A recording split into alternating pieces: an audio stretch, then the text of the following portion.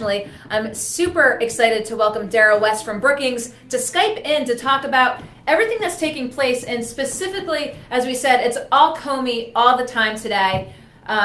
What's the reaction been? Maybe let's say past 24 hours, because that's essentially what it's been, Darrell.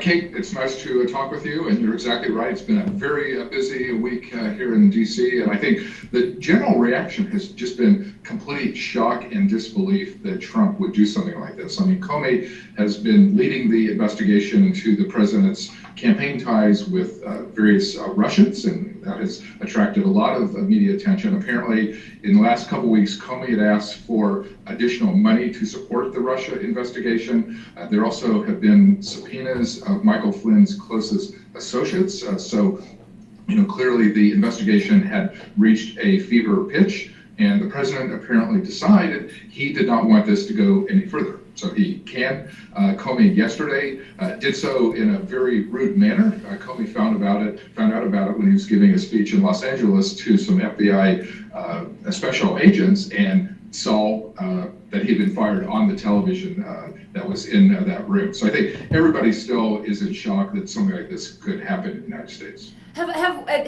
You've studied presidents and administrations.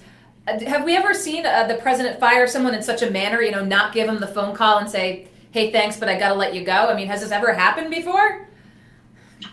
Certainly the other parallel that people talk about is during Watergate, when Nixon fired the special prosecutor who was investigating his case. So there was complete public outrage. Members of Congress were upset at that time. So, and that move generated this huge political backlash against Nixon, and ultimately led to the impeachment and the resignation.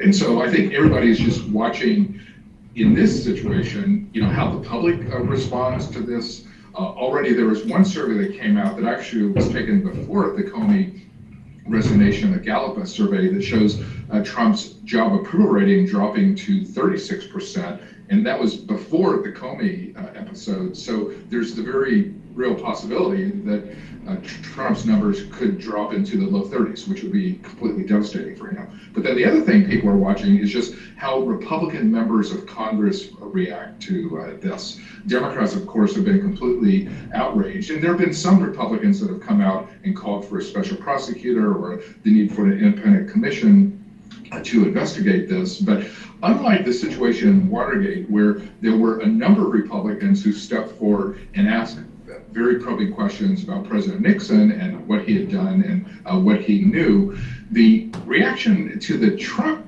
firing has been more muted on the Republican side. And so I think the country is watching to see, are there going to be Republicans who do the profile in courage and basically say that this is outrageous behavior and that there needs to be a special prosecutor appointed for this Russia investigation. Now, I know that Senator Reid has already called for that here. What do you have to say to the Republicans who might be saying, well, just a couple of weeks ago, the Democrats were calling Comey sort of the devil incarnate for his role during the election process and the investigation of Hillary Clinton. There seems to just be a lot of questions as to statements and moves that he's made, but I've seen some of that from the Republican side of things. And how do you speak to that when the Democrats have been, very critical of Comey themselves within recent weeks?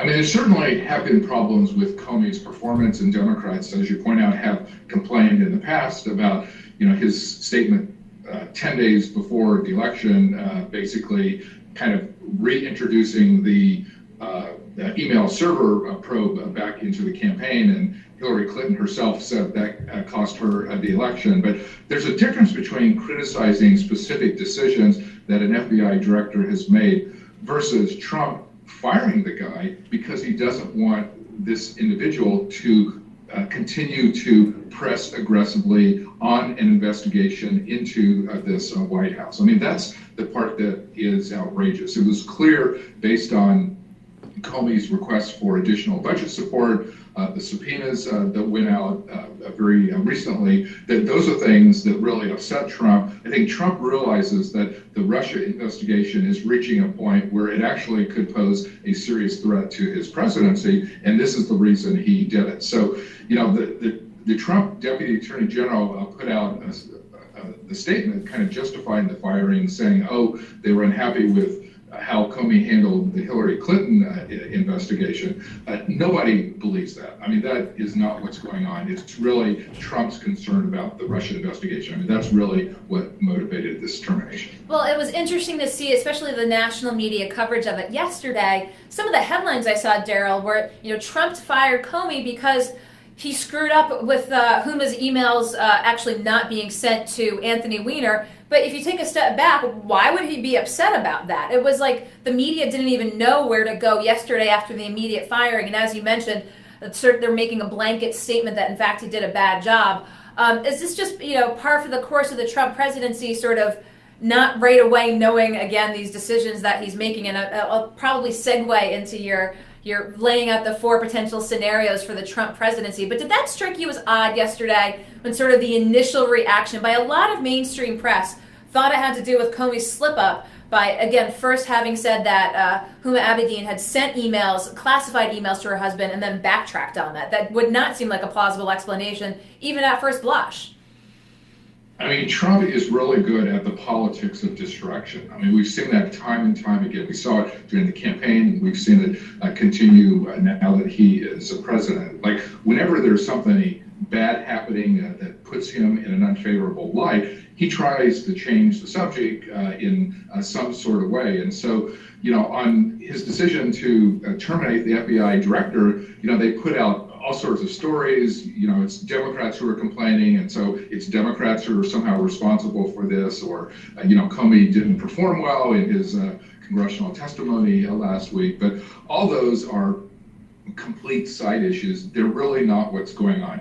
The termination was all about Comey's very aggressive pursuit of the Russia investigation and the possible ties to the Trump campaign. That's what is worrying the president. That's what he's trying to get rid of. The risk here is that he will want to put a compliant person into that role, FBI director, and somebody who will do exactly what he says, which is basically tone down the investigation, whitewash it, not try and get to the truth. And that's what the American public should be worried about. And what do we expect now moving forward? I always sort of like to ask folks to look into the crystal ball if they can. How much of sort of public interest and dialogue will be consumed by sort of what the post-Comey world order will look like? Well, there certainly is going to be a lot of analysis of this. I think there's been a lot of outrage expressed already on how this is being handled. I mean, what Trump is going to have to do, it's his responsibility to nominate a new director. He has to come up with somebody who is plausible.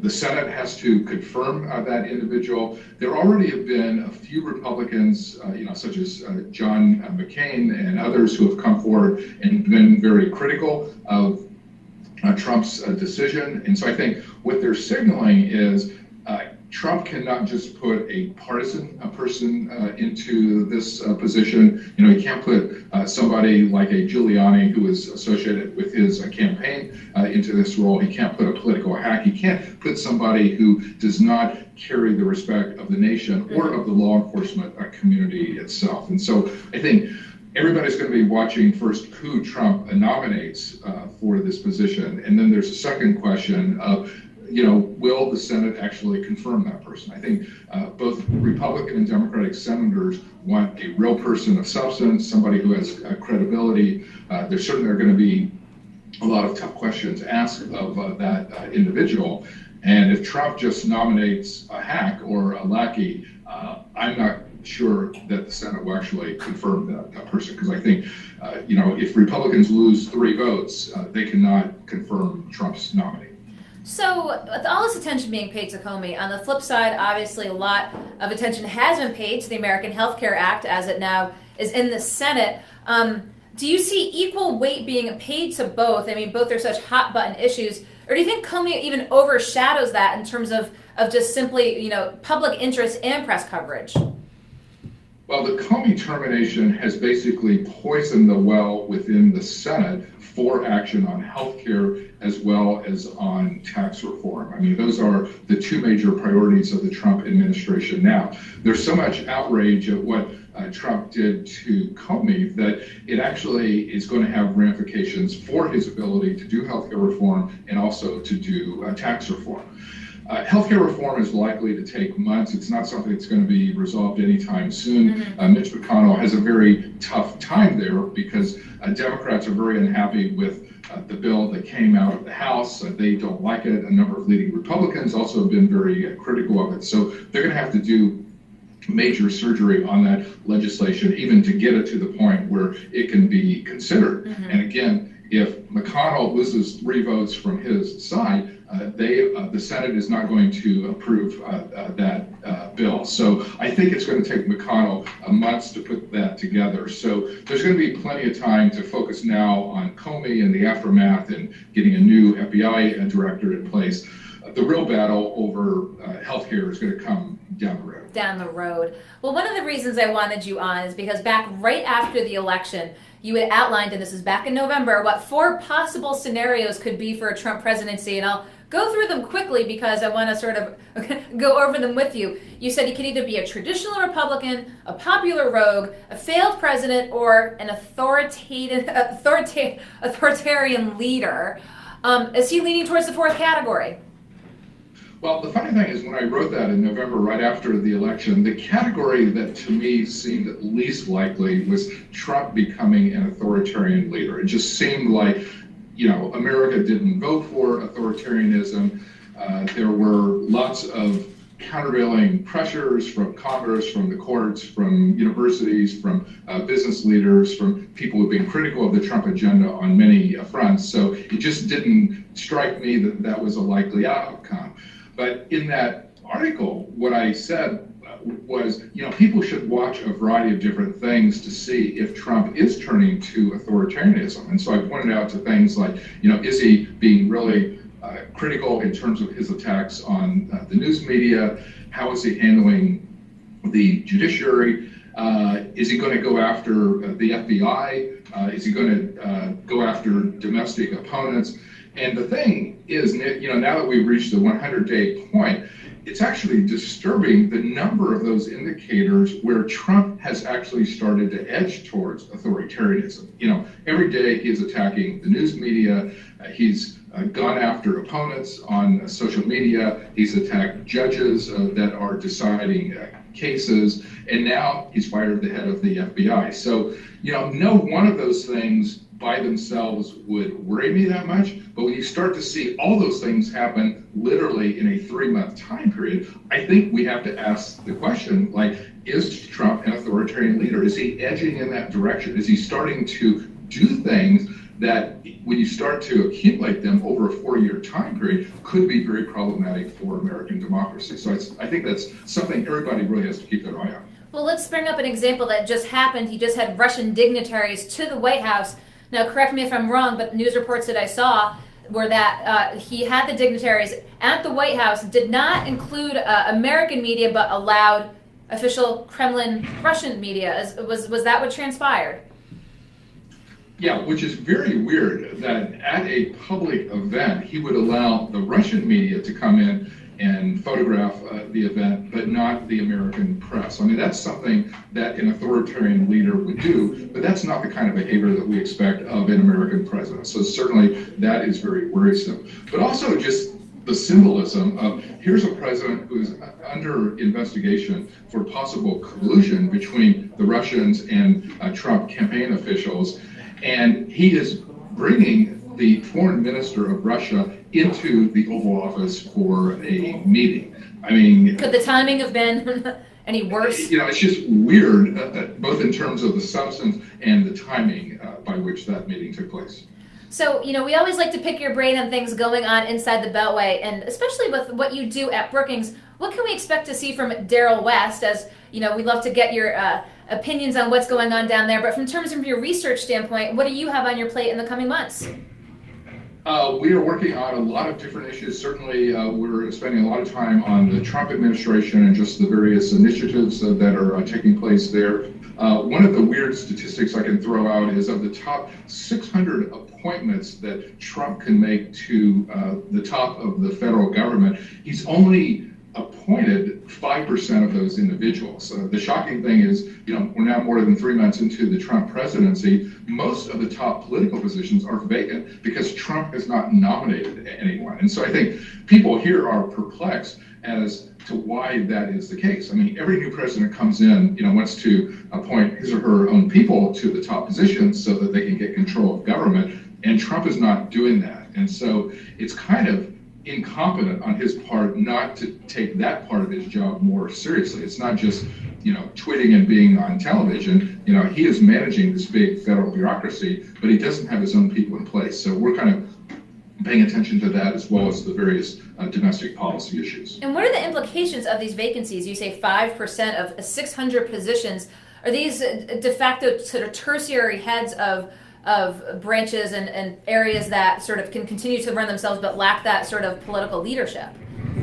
Well, he's appointed 30 of the 600, but 15 of those positions are basically the cabinet secretaries. So, those people are in place. But you can go into many of the major departments and there's no deputy, there's no assistant secretary, the people who are right below the cabinet secretary, who are the people who actually do the work, like they manage the bureaucrats, they handle the paper flow, they actually, make sure that the department and the agency are functioning. Those are the positions are vacant. And so, from Trump's standpoint, he has to worry about this because the career bureaucracy is obviously not very keen on President Trump. There have been a number of people who've already spoken out against things that he's doing at the Environmental Protection Agency as well as in the State Department. But if you don't have your own people at the top managing the federal government, bad things can happen. Federal agencies screw up. They do bad things. There's been lots of controversies in terms of agency performance over the last several presidents. And so what Trump has to be careful about is that there's not some crisis that takes place or some agency that just performs really badly because he doesn't have his people in place. Because if that happens, he is going to get the blame for that. Well, that's a very interesting statistic about that number there, again, from you there at Brookings. So we appreciate your Skyping in. I know, as you said, a lot of media is trying to pick your brain today with everything with the fallout for Comey. So again, appreciate your being able to Skype in here to Go Local, and hopefully